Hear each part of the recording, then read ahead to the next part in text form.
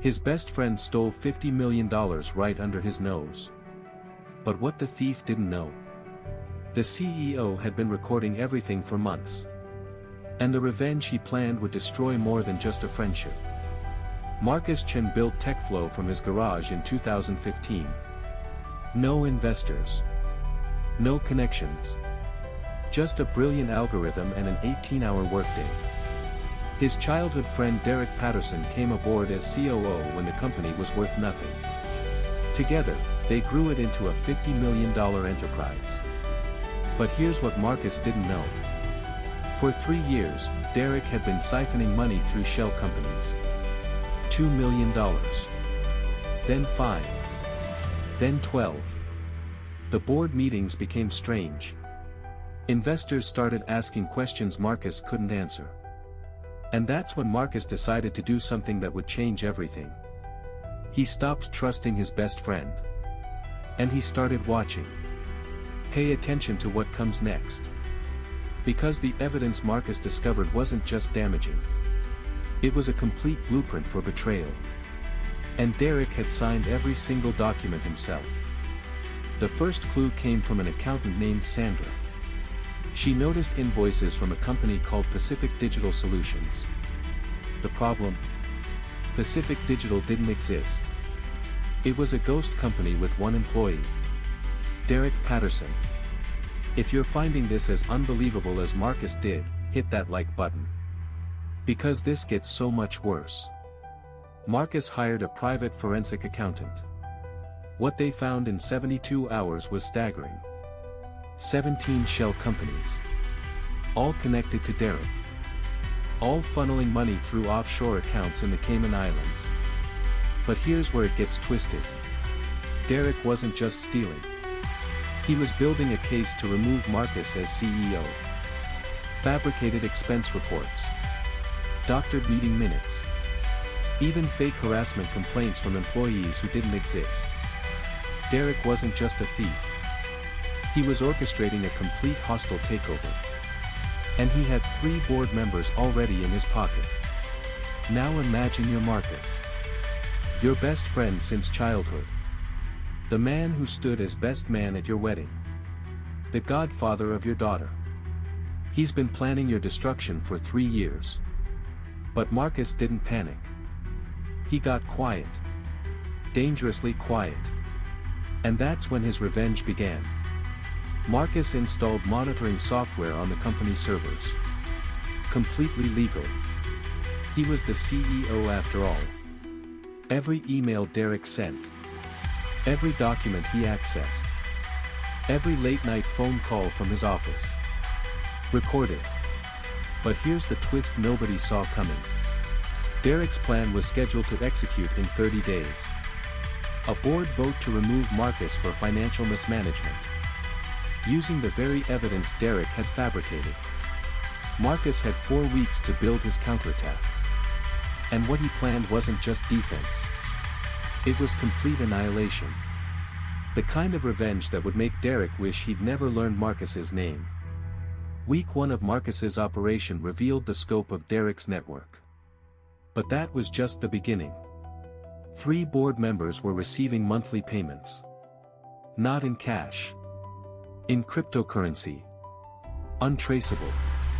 Or so they thought. Marcus's forensic team tracked every wallet.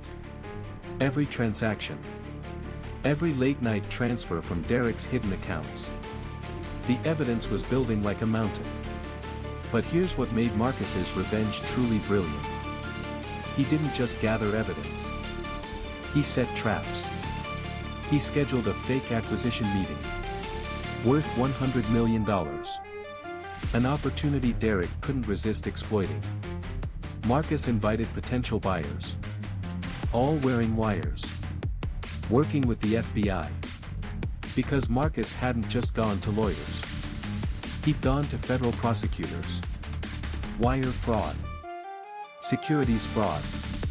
RICO charges. Derek wasn't just going to lose the company. He was facing 20 years in federal prison. And he had no idea the walls were closing in. But that's not even the worst part. Because what happened in week 3 changed everything. Derek got sloppy. He called an emergency meeting with his 3 corrupted board members. In Marcus's own conference room. At 2 in the morning. He thought everyone was asleep. He was wrong. Marcus wasn't just recording audio. He had hidden cameras installed after a supposed security upgrade. And what Derek said that night? It was a confession that would echo through courtrooms for years. Quote, "Once Marcus is out, we liquidate everything. Offshore accounts are ready. I've got buyers in Beijing lined up. This company dies the day I take control." End quote. Think about that for a second. If you're still watching, you're about to see how this masterpiece of revenge came together. Subscribe now so you don't miss how Marcus delivered the killing blow. Because what happened at that board meeting? Nobody saw it coming. Not even the FBI. Day 29. The board meeting to remove Marcus Chen was scheduled for 9 a.m. Derek arrived first. Confident. Smiling. He had practiced his victory speech in the mirror that morning. The 3 corrupted board members filed in next. Then the remaining 2 loyal members. And finally, Marcus. But Marcus wasn't alone. Behind him walked a woman Derek had never seen. Federal Prosecutor Catherine Wells. And 2 FBI agents in dark suits. Drop your prediction in the comments. Did you see this coming? Derek's smile disappeared. His face went pale. But he hadn't seen anything yet. Marcus walked to the head of the table. His table. And he pressed play on a laptop. The recording from the 2 a.m. meeting filled the room. Derek's own voice. Confessing to 17 counts of wire fraud. Admitting to the hostile takeover plot. Naming every accomplice. The 3 corrupted board members tried to leave. The FBI agents blocked the door. Nobody was going anywhere. What happened next shocked everyone in that room. Including the FBI. Because Marcus wasn't finished. He had one more piece of evidence. The cryptocurrency wallets. Every transaction. Every bribe. Connected to bank accounts in 4 countries. The 3 board members immediately tried to negotiate. Offering to testify against Derek. Too late. The sealed indictments were already filed. All 7 of them. Derek finally spoke. Just 3 words. "How did you know?" And Marcus answered with the truth. "Because I never trusted you. Not once. Not for a single day in 15 years. I just waited for you to prove me right." Derek was led out in handcuffs by 11:15 a.m. The same man who had been his best man. His daughter's godfather. The person he had trusted most in the world. Arrested for conspiracy. Wire fraud. Securities manipulation. And attempted theft of $50 million. Marcus watched from the window as the FBI car pulled away. His company was safe. His legacy was protected. And karma had been delivered. 6 months later. Derek Patterson was sentenced to 12 years in federal prison. The 3 board members received sentences ranging from 3 to 7 years. The stolen money. $23 million was recovered from offshore accounts. TechFlow's stock actually rose 15% after the scandal. Investors respected Marcus's decisive action. But here's what stuck with Marcus the most. In his victim impact statement, Derek's own mother apologized to Marcus. She said her son had always been jealous. Always watching. Always waiting to take what wasn't his. Some people wear masks their whole lives. And sometimes, it takes losing everything to see who someone truly was. Marcus still runs TechFlow today. The company is now valued at $200 million. He never speaks publicly about Derek. When asked in interviews, he simply says, Some lessons aren't worth teaching twice. The betrayal taught him one thing. Trust is given. But verification is earned. But wait. There's one detail I haven't told you yet. Something Marcus discovered after Derek's arrest. In Derek's personal files, there was a document dated 2012. 3 years before he even joined TechFlow. It was a business plan for a company called Patterson Technologies, with one goal: to acquire TechFlow through a hostile takeover within 5 years. Derek never wanted to be Marcus's partner. From the very first day, this was always his plan.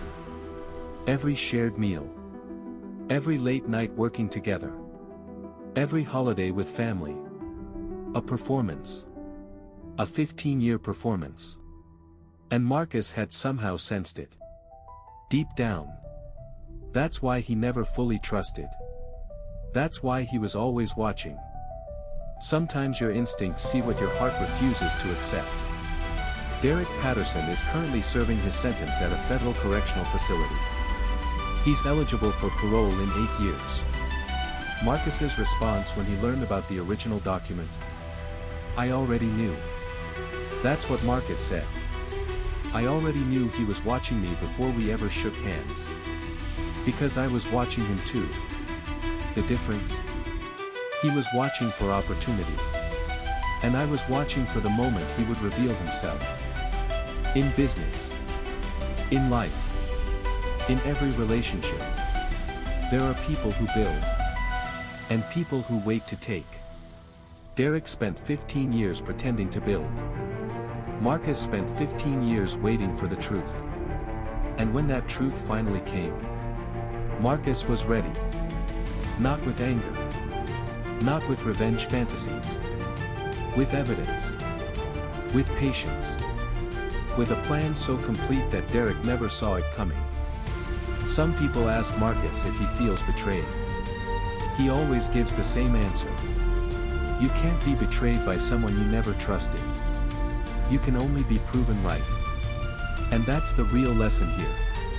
The best revenge isn't emotional. It's systematic. It's patient. It's documented. And it's verifiable. Because karma isn't magic. Karma is consequences. And consequences come to those who prepare for them. Derek Patterson thought he was playing chess against someone who didn't know the game. He didn't realize Marcus had been a grandmaster all along. Now you know the full story. A friendship that was never real. A theft that almost succeeded. And a revenge so completed rewrote Silicon Valley history. Marcus Chen didn't just save his company.